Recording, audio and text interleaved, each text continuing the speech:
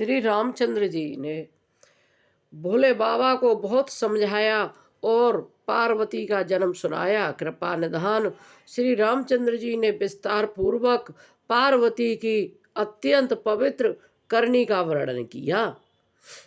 अब बिनती मम सुनो शिव, जो मो पर निज ने हो, जाए विवाहों शैलज हैं, ये मोए मांगे देव। फिर उन्होंने शिव जी से कहा, हे शिव जी, यदि मुझ पर आपका स्नेह है तो अब आप मेरी विनती सुनिए। मुझे यह मांगे दीजिए कि आप जाकर पार्वती के साथ विवाह कर लें।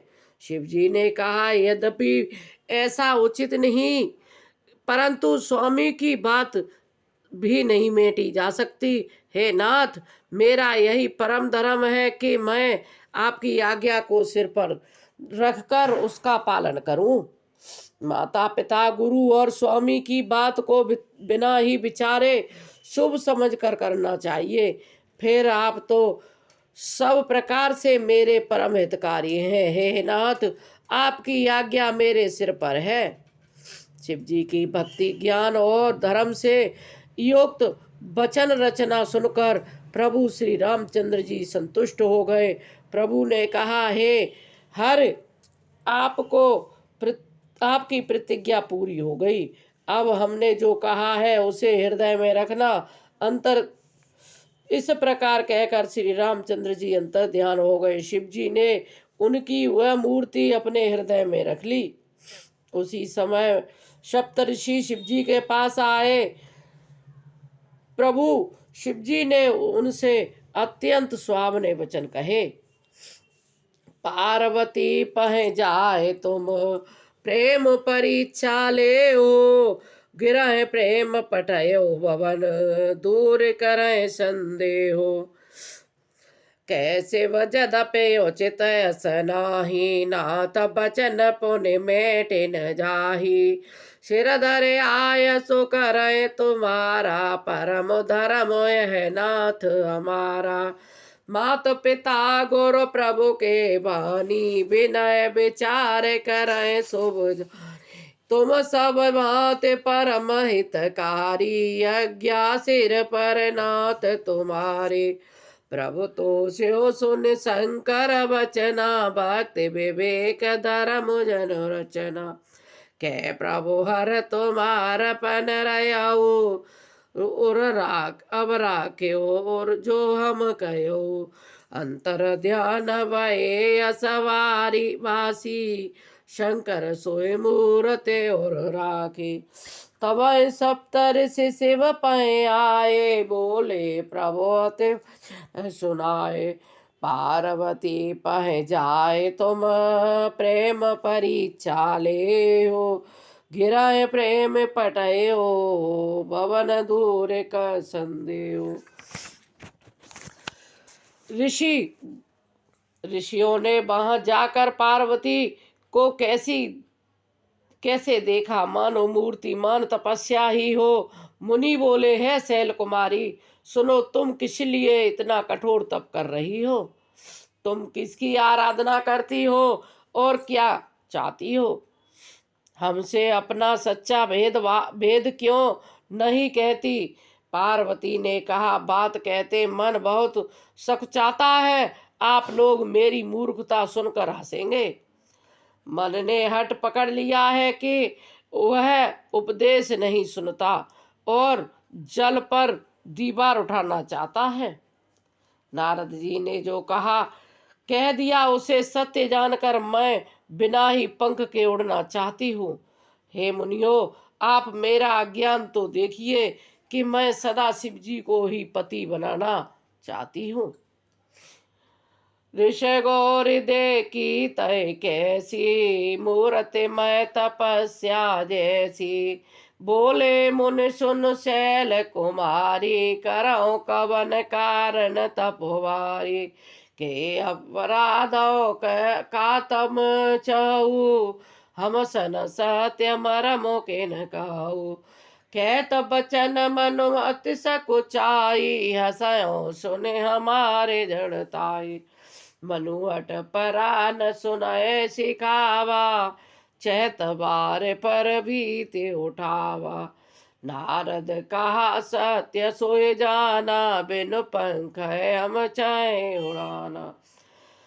देखो मुनि अब बे को हमारा, चाहे सदा शिव भर तारा। सुनत बचन बिहसे ऋषय, गिरिशंभव तब संदेहो। नारद कर उपदेश सुने, कहो विषय हो किस गेहो। पार्वती की बात सुनते ही ऋषि लोग हंस पड़े और बोले, तुम्हारा शरीर पर्वत से तो उत्पन्न हुआ है, भला कहो तो नारद का उपदेश सुनकर आज तक किसका घर बसा है। उन्होंने जाकर दक्ष के पुत्रों को उपदेश दिया था, जिससे उन्होंने फिर लौटकर घर का मुंह नहीं देखा। चित्रकेतु को घर को नारद ने चौपट किया, फिर वही हाल हिरण्यकश्यप का हुआ। जो स्त्री पुरुष नारद की सीख सुनते हैं, वे घर बार छोड़कर अवश्य ही भिखारी हो जाते हैं। उनका मन तो कपटी है, शरीर पर सज्जनों के चिन्ह हैं। वे सभी को अपने समान बनाना चाहते हैं। उनके वचनों पर विश्वास मानकर तुम ऐसा पति चाहती हो जो स्वभाव से ही उदासीन और गुणहीन, निर्लज, बुरे बेस वाला, नर कपोलों की माला पहनने वाला है, कुलहीन, बिना घर बार का, नंगा और शरीर पर सांपों को लपेटे रखने वाला है। ऐसे वर के मिलने से कहो तुम्हें क्या सुख मिलेगा। तुम उस ठग नारद के बहकावे में आकर खूब भली, पहले पंचों के कहने से शिव ने सती से विवाह किया था, परंतु फिर उसे त्याग कर मरवा डाला। अब सुख सोबत सोच नहे, भीख मांगे भव खाए। सहज सिकाय के भवन, कहो किनारे कटाए। अब शिव को कोई चिंता नहीं रही, भीख मांग कर खा लेते हैं और सुख से सोते हैं। ऐसे स्वभाव से ही अकेले रहने वाले को के घर भी भला क्या कभी स्त्रियां टिक सकती हैं। अब भी हमारा कहा मानो, हमने तुम्हारे लिए बहुत अच्छा वर विचारा है। वह बहुत ही सुंदर, पवित्र, सुखदायक और सुशील है, जिसका यश और लीला वेद गाते हैं। वह दोषों से रहित है, सद्गुणों की राशि है, लक्ष्मी का स्वामी और वैकुंठपुरी का रहने वाला है। हम ऐसे वर को लाकर तुमसे मिला देंगे। यह सुनते ही पार्वती हंसकर बोली, आपने सत्य ही कहा है कि मेरा यह शरीर पर्वत से उत्पन्न हुआ है, इसलिए हट नहीं छोड़ूंगी। शरीर भले ही छूट जाए, सोना भी पत्थर से ही उत्पन्न होता है, सो वह जलाए जाने पर भी अपने स्वभाव स्वर्ण को नहीं छोड़ता। अतः मैं नारद जी के वचनों को नहीं छोड़ूंगी, चाहे घर बसे या उजड़े, इससे मैं नहीं डरती। जिसको गुरु के वचनों में विश्वास नहीं, उसको सुख और सिद्धि स्वप्न में भी सुगम नहीं होती। महादेव अवगुण भवन, विष्णु सकल गुण धाम। जे कर मम रम जाहि सन, ते सन काम। माना कि महादेव जी अवगुणों के भवन हैं और विष्णु समस्त सुदूरों के धाम है, पर जिसका मन जिसमें रम गया, जिसको तो उसी से काम है। हे मुनीश्वरों, यदि आप पहले मिलते तो मैं आपका उपदेश सिर माथे रख सुनती, परंतु अब तो मैं अपना जन्म शिव जी के लिए हार चुकी हूँ, फिर गुण दोषों का विचार कौन करे। यदि आप हृदय में बहुत ही हट है और विवाह की बातचीत किए बिना आपसे रहा नहीं जाता, तो संसार में नर कन्या बहुत हैं। खिलवाड़ करने वालों को आलस्य तो होता नहीं, और कहीं जाकर कीजिए। मेरा तो करोड़ जन्मों तक यही हट रहेगा कि या तो शिव जी को वरूंगी, नहीं तो कुंवारी ही मत रहूंगी। स्वयं शिव जी 100 बार कहें तो भी नारद जी के उपदेशों को न छोड़ूंगी। जगजननी पार्वती ने फिर कहा कि मैं आपके पैरों में पड़ती हूँ, आप अपने घर जाइए, बहुत देर हो गई है। शिवजी में पार्वती का ऐसा प्रेम देखकर ज्ञानी मुनि बोले, हे जगजननी, हे भवानी, आपकी जय हो, आपकी जय हो। तुम माया भगवान शिव, सकल जगत पे तुमात, नाय चरण सिर मुने चले, पुन पुन हर्षित गात। आप माया हैं और शिवजी भगवान हैं, आप दोनों समस्त जगत के माता पिता हैं। यह कहकर मुनि पार्वती के चरणों में सिर नवाकर चल दिए।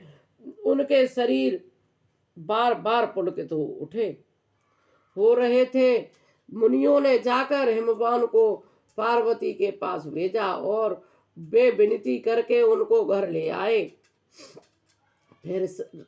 फिर सप्तऋषियों ने शिवजी के पास जाकर उनको पार्वती की सारी कथा सुनाई। पार्वती का प्रेम सुनते ही शिवजी आनंद मगन हो गए। सप्तऋषि प्रसन्न होकर अपने घर ब्रह्मलोक को चले गए। तब सुजान शिवजी मन में स्थिर करके रघुनाथ जी का ध्यान करने लगे। उसी समय तारक नाम का असुर हुआ, जिसकी भुजाओं का बल, प्रताप और तेज बहुत बड़ा था। उसने सब लोकपालों को जीत लिया। सब देवता सुख और संपत्ति से रहित हो गए। वह अजर अमर था, इसलिए किसी से जीता नहीं जाता। देवता उसके साथ बहुत तरह से लड़ाइयां लड़कर हार गए। उन्होंने ब्रह्मा जी के पास जाकर पुकार मचाई। ब्रह्मा जी ने सब देवताओं को दुखी देखा। ब्रह्मा जी ने सबको समझा कर कहा, इस दैत्य की मृत्यु तब होगी जब शिव जी के वीर से पुत्र उत्पन्न होगा। इसको युद्ध में वही जीतेगा। मेरी बात सुनकर उपाय करो, ईश्वर सहायता करेंगे और काम हो जाएगा। सती ने जो दक्ष यज्ञ में देह त्याग किया था, उन्होंने अब हिमाचल के घर जाकर जन्म लिया है। उन्होंने शिवजी को पति बनाने के लिए तप किया है। इधर शिवजी सब छाड़ कर समाधि लगा बैठे। तथापि तो बड़े असमंजस की बात, तथापि मेरी एक बात सुनो। तुम जाकर कामदेव को शिवजी के पास भेजो। वह शिवजी के मन में क्षोभ उत्पन्न करे, उनकी समाधि भंग करे, तब हम जाकर शिवजी के चरणों में सिर रख देंगे और जबरदस्ती उन्हें राजी करके विवाह करा देंगे। इस प्रकार से भले ही देवताओं का हित हो और कोई उपाय नहीं। सबने कहा, यह सम्मति बहुत अच्छी है। फिर देवताओं ने बड़े प्रेम से स्तुति की। तब विषम 5 बाण धारण करने वाला और मछली के चिन्ह युक्त ध्वजा कामदेव प्रकट हुआ।